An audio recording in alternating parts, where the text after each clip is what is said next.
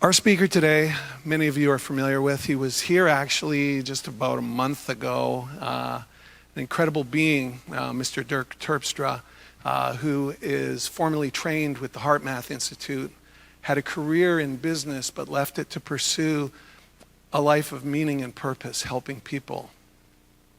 He uses his HeartMath skills to help people with trauma, Canadian veterans returning from Afghanistan he spends a lot of time with, and does incredible work. Very well versed in many of the things that we hold dear here at Unity. Deep spiritual being. He held a workshop yesterday on intuition, and by all accounts it was a very transformative event. So obviously some people in the audience that took that in. And so I want to say that I have a special note of thanks, because as we have gone through this transition period when Reverend Bruce departed with his wife to take care of their elderly parents, to now, has been a period where the board of directors behind the scenes has had to work hard to make sure that we have inspiring speakers on Sunday to hold the torch, and who has been here twice. And not only has he done 2 Sundays, but he's also done 2 workshops, which has really helped to support the organization. So I could go on, but this man's presence speaks for itself. So would you now please just join me in giving a warm Unity Center of Awakening hand for Mr. Dirk Terpstra.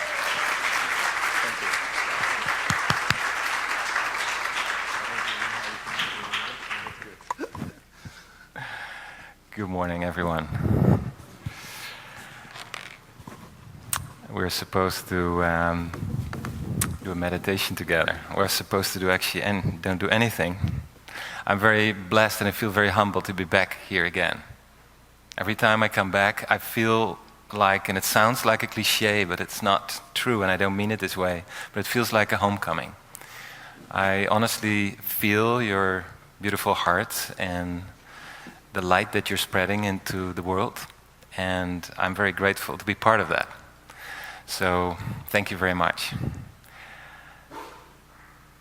As part of the talk today, I think a meditation is actually very helpful. I don't see them separate. We can sit and meditate somewhere in a forest or in our room, in our bedroom, or wherever we feel comfortable. But we can be in a meditative state a lot of the day.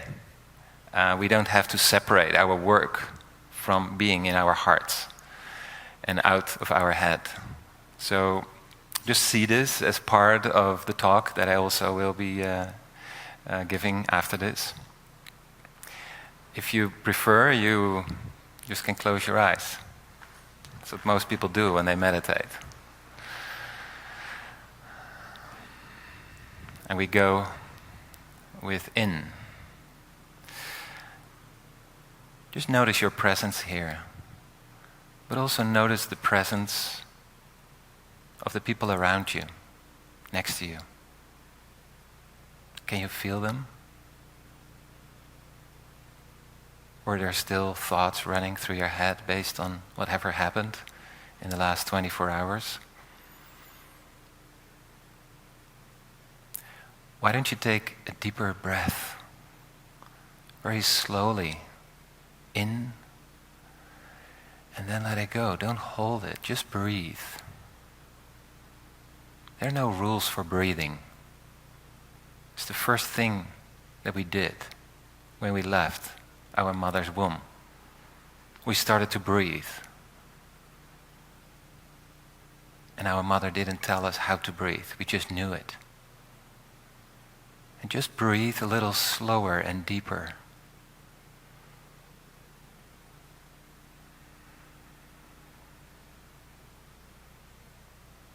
And maybe you want to bring the awareness to your heart.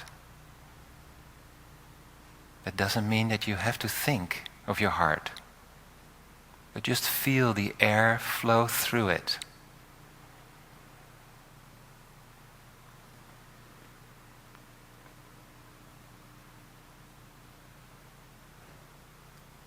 Just keep breathing for a little bit longer like this. And feel and notice that there's maybe some calmness or peace around your heart when you breathe this way. Of course, we're humans. Thoughts come up.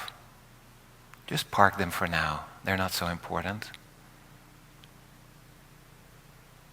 And just descend back to the breathing through your heart. Just feel that air flow. It changes everything. Maybe you can even feel a deeper connection with the person next to you. Or maybe everyone in the room here.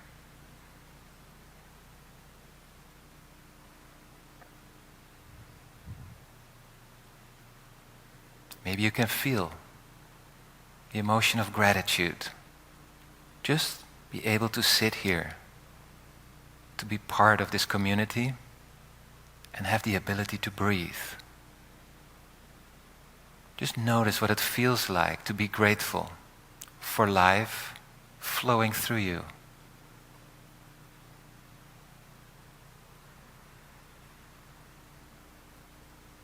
Sometimes we take it for granted, but it's very special. This life is not given to everyone. And while you breathe, just keep your focus around the area of your heart, just by feeling the breath going through it.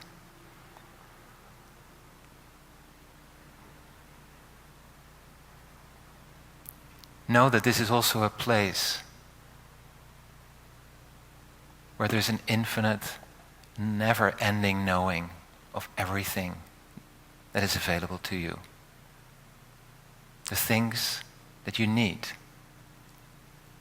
to be the human that you really chose to be.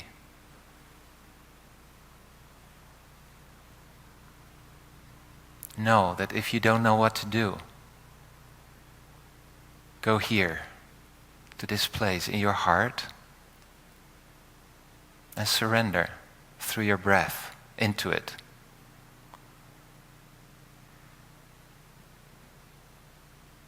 It's beautiful to inspire each other, but the deepest knowings, the most intimate things that you need to know for yourself, you find them in your heart. You won't find them in my talk, in any other courses, workshops, not in videos. You'll find them in your heart.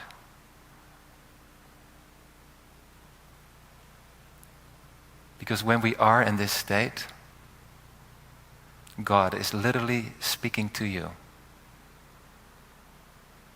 And He knows what you need in the moment. These are often not grand things. These are often small things. A little encouragement to know that we are on the right path, that we have chosen. Just to know that we'll be doing fine, even though we have sometimes challenges in our lives, smaller or bigger. God is always whispering to you. But you can only hear this voice when you connect. And the deepest connection that you make is through your heart.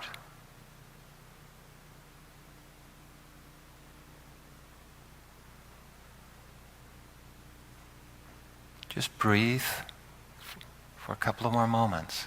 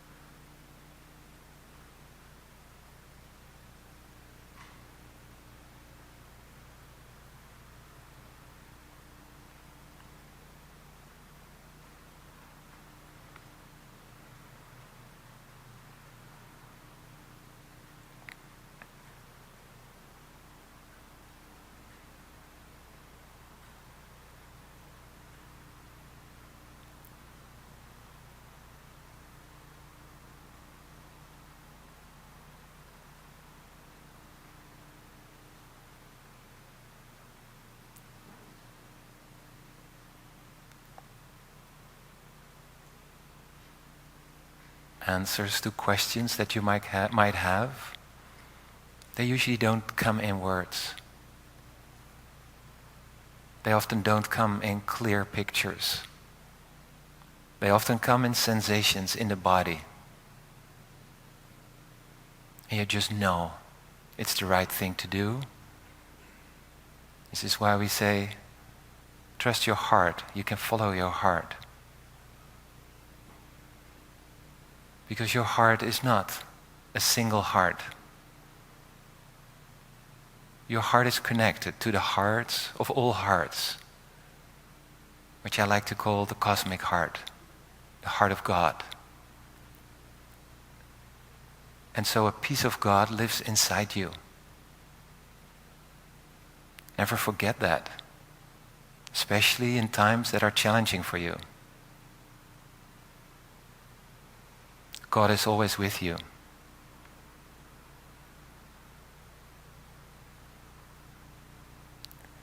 And now when you can feel this gratitude and maybe even compassion for yourself, to be patient, to be caring and understanding towards yourself, and breathe that through your heart, what it feels like to be grateful and compassionate.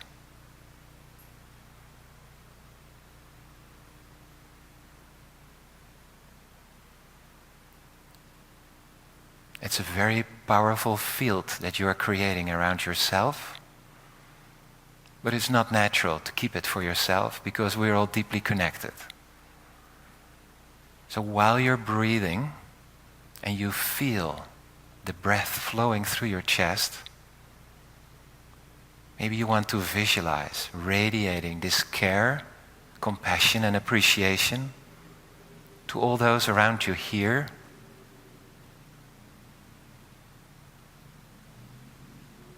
But it doesn't know any time or space. So just radiate this same vibration out into the streets here, around unity.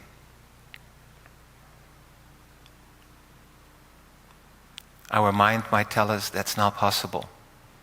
But you change the lives of other people when doing this. It's very powerful.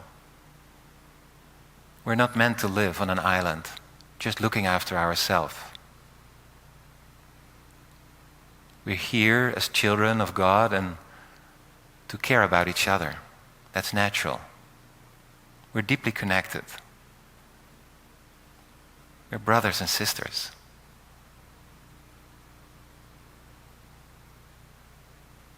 I feel that deep connection deep down in your heart. Let it be a knowing.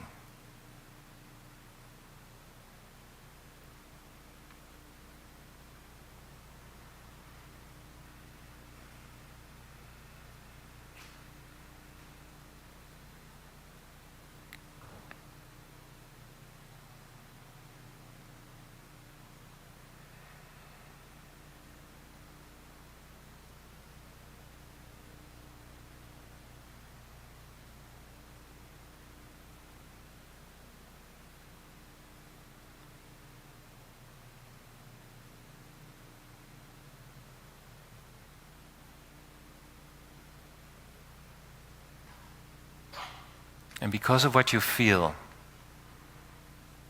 probably the only appropriate answer to each other, to God, and to yourself is just to say, thank you.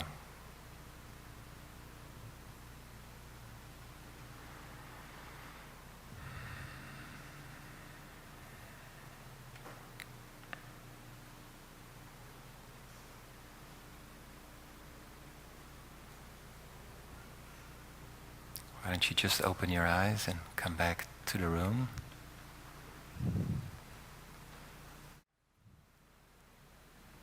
I got some feathers and they have a very special meaning. And the people who had joined the workshop yesterday, they know what this is about. I just got them from a dear sister.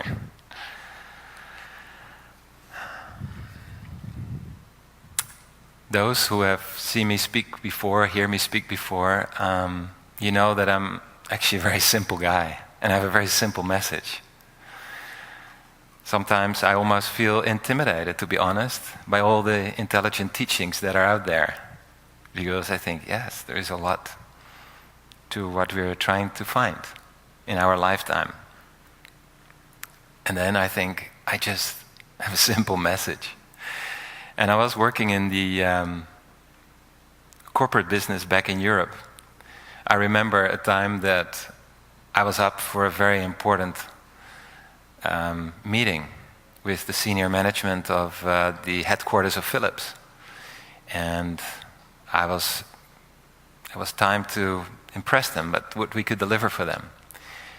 And while I was talking there with the senior director of purchasing and sales and finance,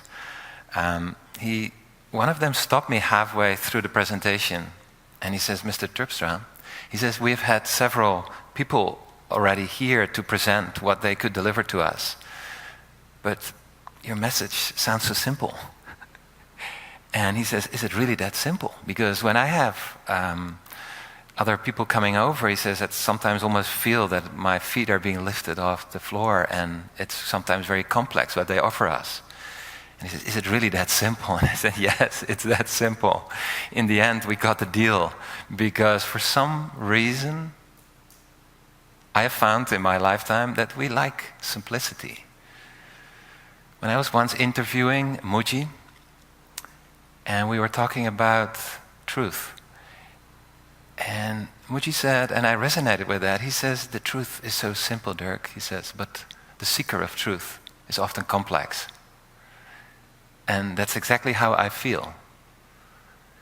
And yesterday, when we all had together a workshop around intuition, which is a topic that is very mysterious. It's very hard to wrap our mind around it.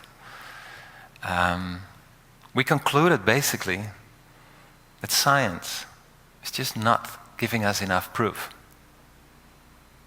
It's just not enough. It makes us help understand a little bit of how intuition works. But to come really to the truth of it, we have to go into a territory that we don't always feel so comfortable with. It's the unseen. Yet we use it all the time. When you sit with your dear loved one under the moon one beautiful evening, and you look him or her in the eyes, and you say, "I love you." And then he or she says, "What do you mean? Can you explain it to me?" No, we never do that. We feel this. We feel that in our body. We feel this love, this care. I can even feel it here from all of you. It's a gift. It's a part of life that seems so mysterious, yet it is so simple. It's so simple to embrace. And humanity, for thousands of years, has already been searching through the way of teachings, through different gods, in temples, ceremonies, maybe even here in unity. We are searching for something that we know is there, otherwise we wouldn't be looking for it. We just know it is there. But it's so hard to understand it. And we live in a society these days that we get so much information. We're often so in an overload of information that we believe that this information is our truth. And yesterday I gave the example of Santa Claus, where all of us, except for me, because I'm from the Netherlands, and maybe some other ones coming from different parts of the world, I was being raised with St. Nicholas. But we got this message, like there is this man, he's ever good, he gives presents to everybody. And he's a very caring man, and he travels around, and on one evening. And as little children, we love that. We love to see the goodness in people, and that we spread the goodness. And it becomes our truth, because the adults believe in it. But I was a little different because as a kid, when my parents told me that St. Nicholas didn't really exist, and it was actually initially my uncle with a tablecloth around him, changed as Santa Claus or as St. Nicholas, I was very disappointed. I was disappointed because my parents had told me something that in the end didn't appear to be true. Most kids would be laughing about it and say, that was a good joke. But that wasn't for me for some reason. And then I started doubting. I went to church every Sunday with my parents. Well, maybe God doesn't exist then. Because how can I ever trust, the adults that tell me things? And I think that from a very young age on, I started to learn to trust something deeper inside. And I was sad when I sat in my room, and I'd been ill for quite a few years, and I thought I was a very weak kid. My friends were playing outside, and I was sitting there in my room. But I always had a feeling that it would be okay, that there was something to this world and to this life that would be okay. I would be fine. And it has always supported me, big times. But when we're searching, when we are basically conditioned by everything in our lives, it starts with Santa Claus and up to today, so many things that we are supposed to believe. Even in the churches these days, we're supposed to believe something that is a little different and maybe a little better than another belief that other people have, that they innately feel connected to. But we're also conditioned by memories. And then we have thoughts about this. And we have fantasies, imagination, feelings. And it all seems to cloud. That was our conclusion yesterday. It seems to cloud what is really true now. How can I trust my intuition? And how do I know for sure that it isn't my mind or the memories? Because once I thought I was in love, but this person really hurt me so badly, I'm not so sure if it's safe to fall in love again. This is what we do. So we rely our truth, we base it on past experiences. This is what I see in extreme forms when I work with veterans, an ex-RCMP. They base their truth and their life on the lens that they have been looking through at life and through all the traumatic experiences that they've had. And so we start looking differently at life. And yesterday we also looked at the noise that is all around us. Literal noise in the city, noise from our minds. This is why we like to meditate. This is like we become quiet. What I found though is that you can meditate for 5, 10, 20 years, your lifetime, but you can still have thoughts running there without knowing it. Because 90% of the thoughts that we have run in the background. And we have a word for that, subconscious. They're below the surface. We don't even know them. We don't realize that we're thinking. And so also these thoughts, they color what we actually truly want to feel in this lifetime. But when that noise falls away, noise is gone, what is left? Everything. Everything is left. Because all the noise, all the thoughts, everything that comes with it, it's not really true. Yes, it's part of the story that we live on this planet. But the story is often not our truth. Our truth is much deeper than that. But we forget that part. And we begin to think and to believe that everything that we think and everything that we have lived so far, that's our truth. But then again, we know it's also not true because we keep searching. And this is why we often end up confused. And the people who are really have a big desire to search for that deeper connection of intuition, They ended up at my workshop yesterday. Because they want to find out what it is like to be fully connected to your intuition. And what they were actually hoping is that I would come up with answers. And say, well, if you follow step 1 to 4, that's when you're in your intuition. And maybe some of them have been disappointed because they didn't get those steps from me. But I know for sure that everyone who was there felt something deeper. That was not coming from here. What is it? Was it a voice? Maybe not.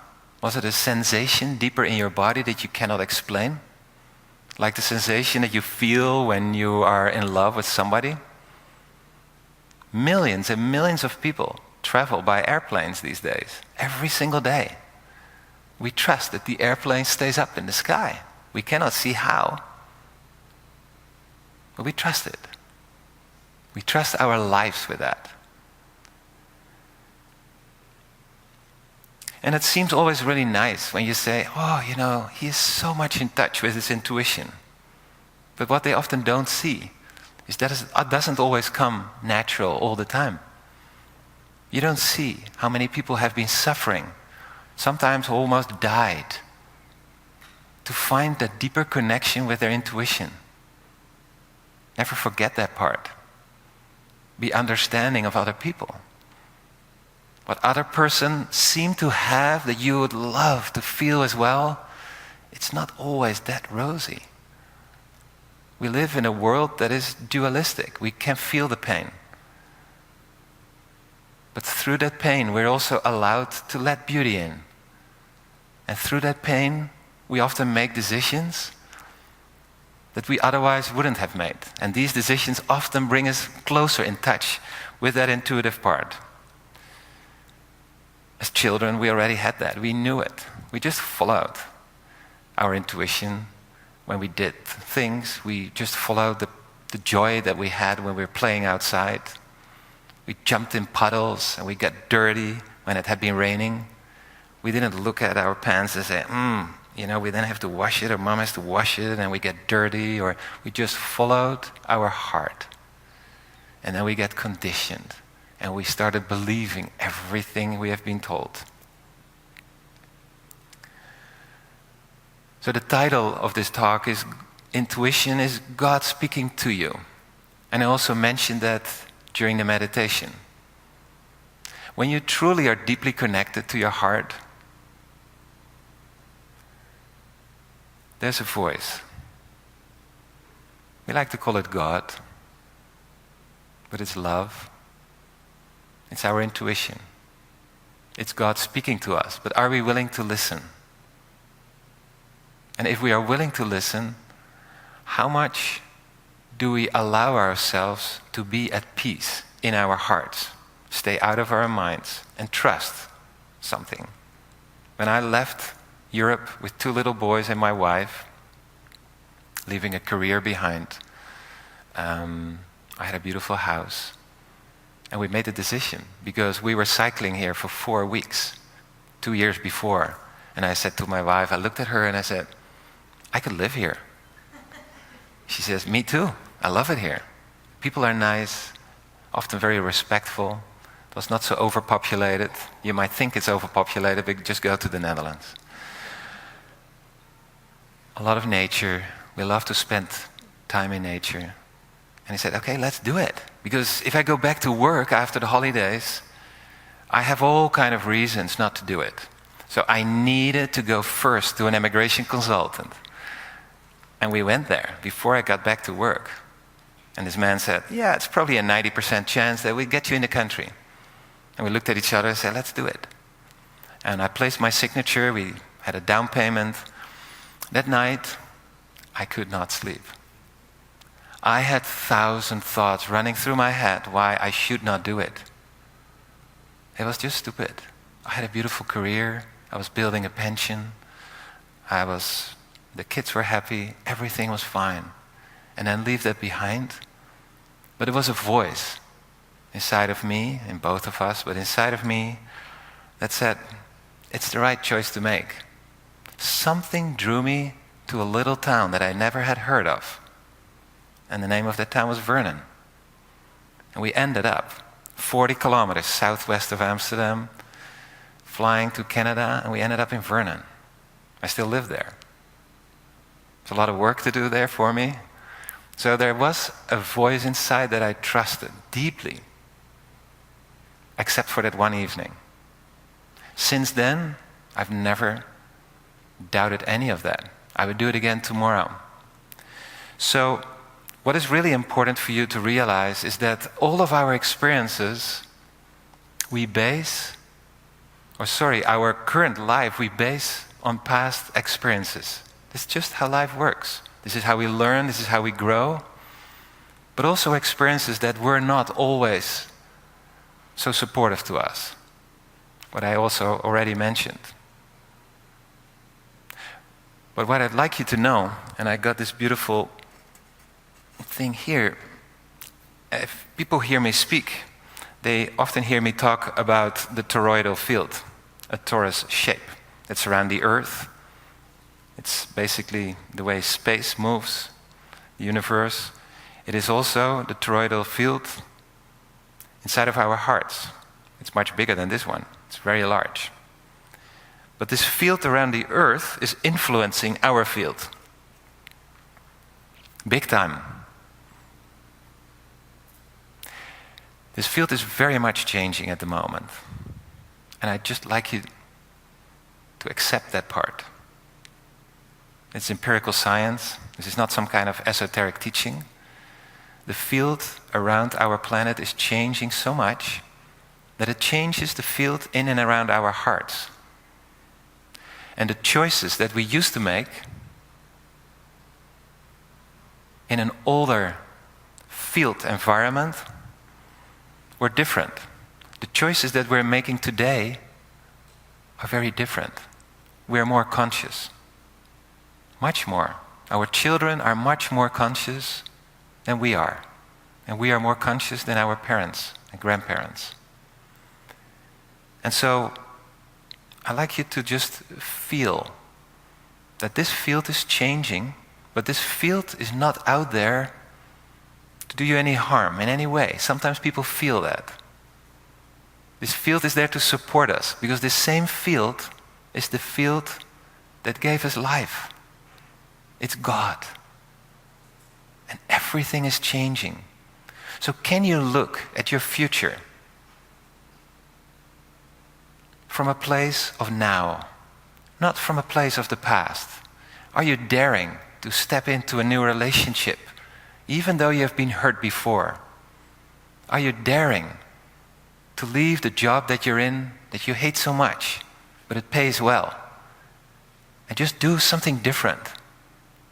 You will be supported. I'm the proof.